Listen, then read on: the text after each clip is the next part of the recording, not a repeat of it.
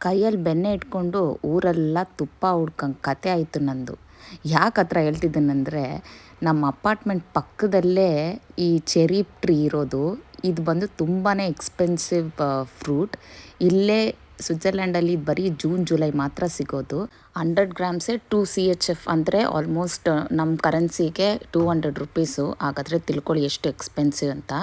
ಅದ್ರ ಜೊತೆಗೆ health benefits ಕೂಡ ತುಂಬಾ ಇದೆ. ನಾನು ಚಿಕ್ಕ ವಯಸ್ಸಲ್ಲಿ ಬ್ಯಾಂಗ್ಳೂರಲ್ಲಿರೋವಾಗ ನಮ್ಮ ಮನೆ ಹಿಂದ್ಗಡೆ ರೈಲ್ವೆ ಕ್ವಾರ್ಟರ್ಸ್ ಇತ್ತು. ಈ ಕ್ವಾರ್ಟರ್ಸಲ್ಲಿರೋ ಮನೆಗಳಲ್ಲಿ ಹಿಂದೆ ಎಲ್ಲ ಏನಾದರೂ ಒಂದು ಗಿಡ ಇರ್ತಿತ್ತು, ಗಿಡ ಮರ. ನನ್ನ ಫ್ರೆಂಡ್ಸ್ ಮನೇಲಿ ನೆಲ್ಲಿಕಾಯಿ, ಗಸಗಸೆ ಹಣ್ಣು, ಮಾವಿನಣ್ಣು, ಸೀಬೆಕಾಯಿ, ನುಗ್ಗೆಕಾಯಿ, ಜಾಕ್ ಫ್ರೂಟು ಎಲ್ಲ ನಾನಾ ಥರ ಮರ ಗಿಡ ಎಲ್ಲನೂ ಇತ್ತು. ನಾವು ಕೂಡ ಏನಾದರೂ ಒಂದು ಬೆಳೆಸ್ಬೇಕು ಅಂತ ನಾವೆಲ್ಲ ಸೇರಿಕೊಂಡು ಹಾಕಿದ್ದೇನು ಗಿಡ ಗೊತ್ತಾ? ಮಾವಿನ ಗಿಡ. ಅದು ಮರವಾಗಿ ಹಣ್ಣು ಬಿಡೋಷ್ಟೊತ್ತಿಗೆ ನಮಗೆಲ್ಲ ಮದುವೆನೇ ಆಗೋಯ್ತು. ಆದರೆ ಸವಿ ನೆನಪು ಆಹಾ.